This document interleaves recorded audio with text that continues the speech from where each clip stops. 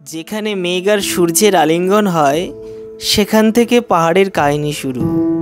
আজ আমি আপনাদের এমন এক জায়গায় নিয়ে যাব যেখানে নির্জন প্রকৃতি, উঁচু উঁচু পাহাড়, ঝর্ণা, ঝর্ণার কোলে শীতল স্নিগ্ধ কুণ্ড, যেখানে অনেকেরই মতে দেবগণ এসে স্নান করতেন। সেই অপরূপ সৌন্দর্যে ভরা নির্জন অরণ্য, কোথাও জঙ্গলি পশুর আক্রমণ থেকে নিজেদের সতর্ক থাকা, সাথে দীর্ঘ সিঁড়ি বেয়ে উপরের দিকে উঠে চলার রোমাঞ্চকর স্মৃতিতে ভরা এক ভ্রমণ কাহিনী।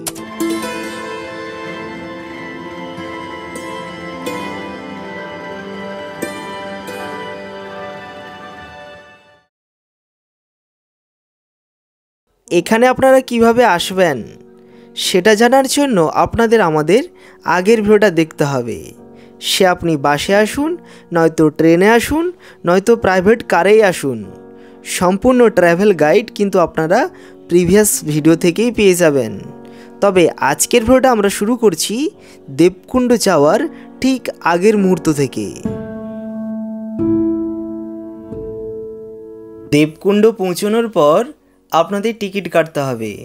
তবে আগের মতো আপনারা আর জঙ্গলের অনেকটা ভেতর গাড়ি প্রবেশ করাতে পারবেন না।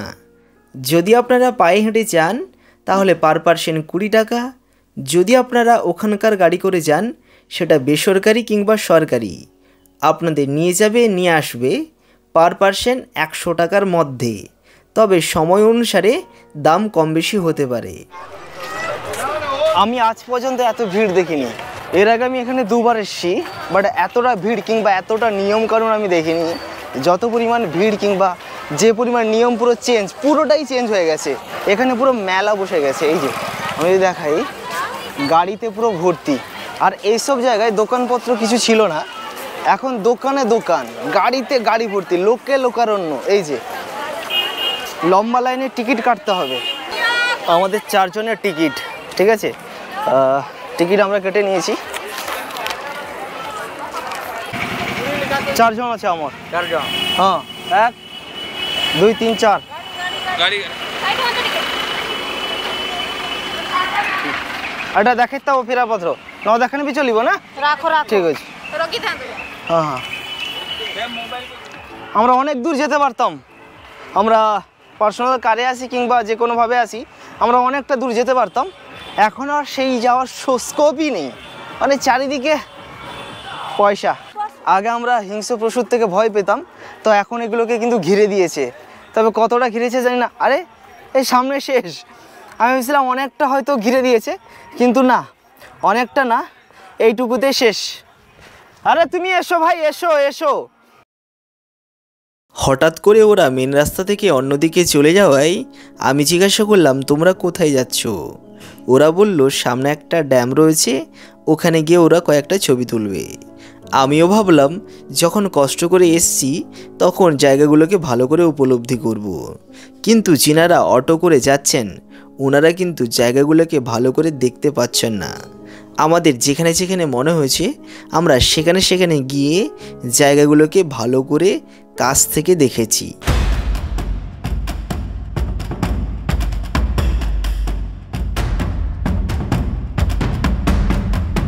এখন আমরা ফিরে যাবো, এখানে বেশি সময় দেবো না। ভাবলাম ভালো কিছু দেখবো, তবে ভালো, খারাপ নয়।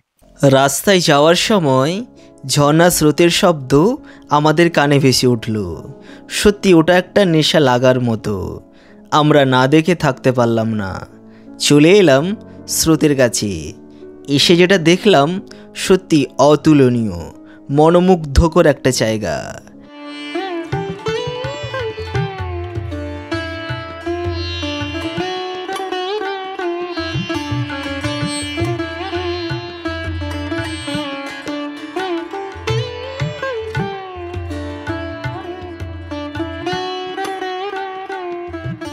দেবকুণ্ড যাওয়ার পথে আপনারা এই জায়গাটায় ড্রিঙ্কিং ওয়াটার পেয়ে যাবেন।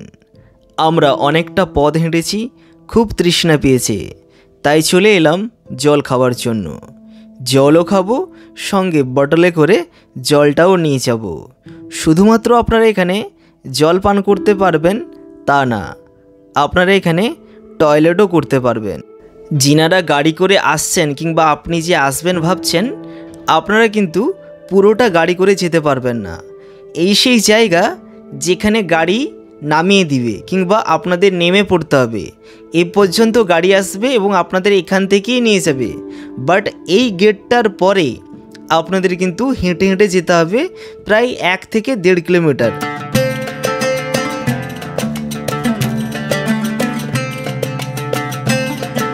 আমরা সামনের দিকে যতটা এগিয়ে যাব, প্রকৃতিকে আরও কাছ থেকে ভালো করে আমরা উপলব্ধি করতে পারবো। তাছাড়া এই জঙ্গলের গাছপালা, ঝিঝি পোকার ডাক, ঝর্ণা স্রোতের শব্দ আমাদের মনকে আরও আতঙ্কিত করে তুলবে কিংবা কোথাও ভালো লাগবে। তো সব কিছু মিলিয়ে একটা রোমাঞ্চকর পরিবেশের মধ্যে হাঁটতে হাঁটতে আমরা দেবকুণ্ডর দিকে এগিয়ে যাব।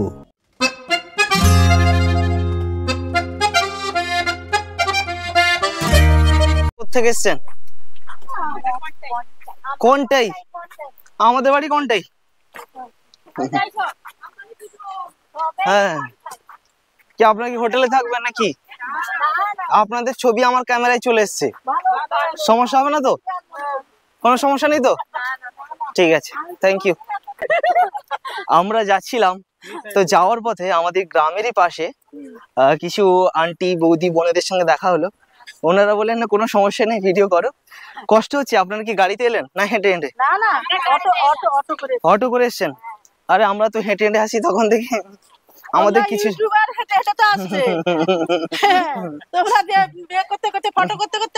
হ্যাঁ না, আমাদের মা বাবা সবাই এসছে, ওনারা অটোতে চলে গেছেন। আমরা ভাবলাম একটু ঘুরে দেখবো, সেই জন্য হেঁটে হেঁটে যাচ্ছি। আর হাঁটতে গিয়ে দম বেরিয়ে যাচ্ছে আমাদের। আচ্ছা, আপনারা এসে লজে ছিলেন নাকি? না, আমরা পঞ্চলিঙ্গেশ্বরের হোটেলে আমরা আছি। আচ্ছা আচ্ছা, পঞ্চলিঙ্গেশ্বরে কি এমন ভিড় আছে? এখন ভিড় নেই? আচ্ছা আচ্ছা আচ্ছা, ঠিক আছে। আমার ইউটিউব চ্যানেলটাকে আপনারা সাবস্ক্রাইব করে দেবেন। ঠিক আছে, থ্যাংক ইউ।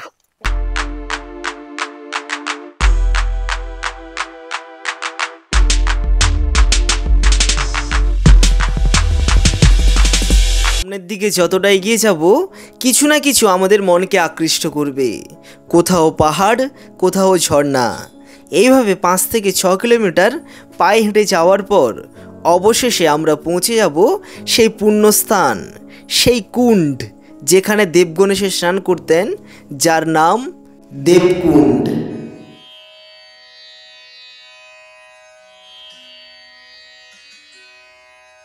এত কষ্ট করে এখানে আসার পর মনটা শীতলতায় জুড়িয়ে যাবে।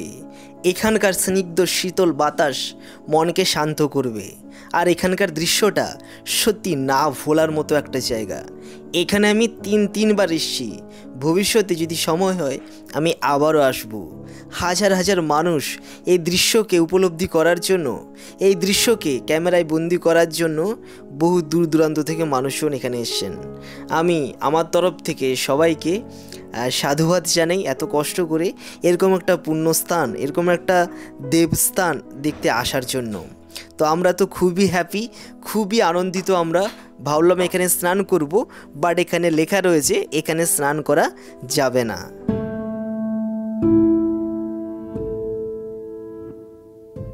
এখান থেকে 300 থেকে 350 সিঁড়ি অতিক্রম করার পর আমাদের যেতে হবে ওই যে দূরে দেখা যাচ্ছে অম্বিকা মায়ের মন্দিরে। তো এখন সেখানে যাওয়া যাক। 18, 19, 20, 21, 22, 23, 24, 25, 26, 27, 28। এখন আমাদের এই সিঁড়ি বেয়ে উপরে উঠতে হবে। 29, 30, 31, 32, 33, 34, 35। সিঁড়ি বেয়ে উপরের দিকে উঠে চলার সময় নানাবিধ গাছপালার সাথে ছোট বড় পাথর আমাদের দৃষ্টি আকর্ষণ করবে। আমরা এখন সিঁড়ি বেয়ে উপরে উঠছি, প্রায় 100 সিঁড়ি পার করে ফেললাম। আমাদের মনে হচ্ছে এই সিঁড়ি বেয়ে উপরে ওঠাটা অনেক কষ্টসাধ্য ব্যাপার হয়ে যাচ্ছে। তখন আসছিলাম খুব ভালো লাগছিল, এতটা কষ্ট হচ্ছিল না। এখন তো ভীষণ কষ্ট হচ্ছে। ও ভাই সাহেব, আর অনেকটা উপরে উঠতে হবে। আর কতটা উঠতে হবে? বেশি না, 120। আর পারছি না। আর পারছি না। কি গো, পারছো তুমি? আরো আরো কতটাই? অবশেষে আমরা এসে পৌঁছালাম সে অম্বিকা মায়ের মন্দিরের কাছে। অনেকেই মন্দির ভিজিট করে ফিরে চলে গেছেন, আবার অনেকেও আমাদের সঙ্গে সঙ্গে আসছেন। এই যে দূরে দেখা যাচ্ছে অম্বিকা মায়ের মন্দির, এখানে ক্যামেরা নিষিদ্ধ। বাইরে করা যাবে, বাট মন্দিরের ভেতর ক্যামেরা নিষিদ্ধ। এই জায়গাটায় সবাই জুতো খুলছে এবং এখানে পুরোপুরিভাবে নির্দেশিকা রয়েছে জুতো খুলে মন্দিরে আমরা ভিজিট করব, জুতো পরে মন্দির প্রাঙ্গণে আমরা যেতে পারি না। সেই কারণে এখানে সবাই মিলে জুতোগুলো ঠিকঠাক জায়গায় রাখছে, বাট পয়সা টয়সা লাগছে না। আমরা যতটুকু দেখলাম যে পয়সা টয়সা লাগছে না। যে এখন আমরা এই অম্বিকা মায়ের দর্শন করব। এতক্ষণ পর্যন্ত আমরা যে নিচ থেকে দেবকুণ্ডের জলপ্রপাতটি দেখছিলাম, এখন আমরা ঠিক তার মাথায় রয়েছি। এখান থেকে ভিউটা জাস্ট লাইক এ ওয়াও। আমি জানি না আমার ক্যামেরার মাধ্যমে আপনারা কতটা উপলব্ধি করতে পারছেন, কিন্তু আমরা খালি চোখে আমাদের ভীষণ ভালো লাগছে। আপনারা এখানে এলে তবেই আমার ফিলিংসটা আপনারা বুঝতে পারবেন। তবে আপনারা কারা কারা এখানে এসছেন সেটা আপনারা অবশ্যই কমেন্টে জানাতে ভুলবেন না।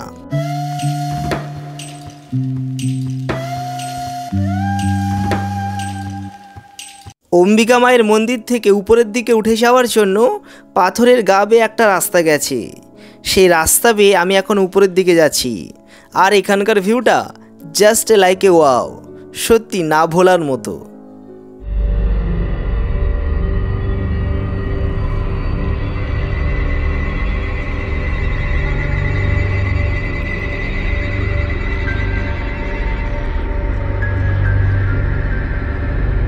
এখান থেকেও উপরের দিকে যাওয়া যায়, কিন্তু আমি চাইনি।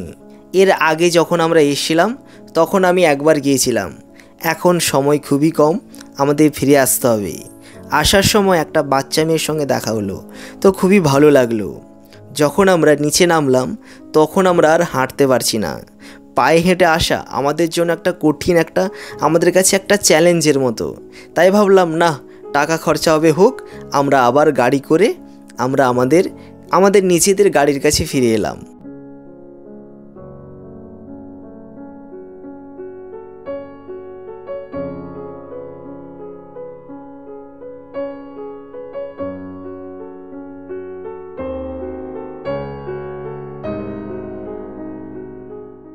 অবশেষে আমরা অটো থেকে নেমে পড়লাম। অটো থেকে নেমে আমাদের প্রথম কাজ হবে হোটেল দেখা। এখানে আপনারা আপনাদের প্রয়োজনীয় খাবারের জন্য হোটেল পেয়ে যাবেন। যদিও বা আমরা পিকনিকের ব্যবস্থা করেছিলাম সেখানে, সেই কারণে আমরা হোটেলে না খেয়ে পিকনিকে যে রান্না হয়েছিল আমাদের সেখানে আমরা আহার গ্রহণ করেছি। এরপরের কথা হচ্ছে থাকবেন কোথায় আপনারা, কিংবা আমরা কোথায় ছিলাম। আমরা ছিলাম পঞ্চলিঙ্গেশ্বরে একটা হোটেলে। যদি আপনারা দেবকুণ্ড কিংবা পঞ্চলিঙ্গেশ্বর ভ্রমণ করতে চান তাহলে আপনারা অবশ্যই পঞ্চলিঙ্গেশ্বরে স্টে করবেন, কারণ দেবকুণ্ড থেকে পঞ্চলিঙ্গেশ্বরে হোটেলের ব্যবস্থাপনাটা অনেক ভালো। সেখানে আপনারা অনেক হোটেল পাবেন কিংবা থাকার ব্যবস্থা ওখানে রয়েছে। তো সেই কারণে আমরা প্রেফার করব আপনারা পঞ্চলিঙ্গেশ্বরে কোনো একটা হোটেলে থাকবেন, কিংবা আমরা যে হোটেলে ছিলাম সেখানেও আপনারা থাকতে পারেন। আমরা কোন হোটেলে ছিলাম কিংবা এরপর আমরা যে পঞ্চলিঙ্গেশ্বর ভিজিট করব তার জন্য আপনাদের নেক্সট ভিডিওর জন্য অপেক্ষা করতে হবে। পারলে আপনারা ভিডিওটা একটু লাইক, কমেন্ট এবং চ্যানেলটিকে সাবস্ক্রাইব করে নেবেন পরবর্তী ভিডিও দেখার জন্য। আজকের ভিডিওটা এই পর্যন্ত, দেখা হচ্ছে পরের ভিডিওর সাথে। Thank you so much. দেখা হবে আপনাদের সঙ্গে নেক্সট ভিডিওতে। ততক্ষণে আপনারা আমাদের প্রিভিয়াস ভিডিওগুলো দেখতে পারেন। Thank you.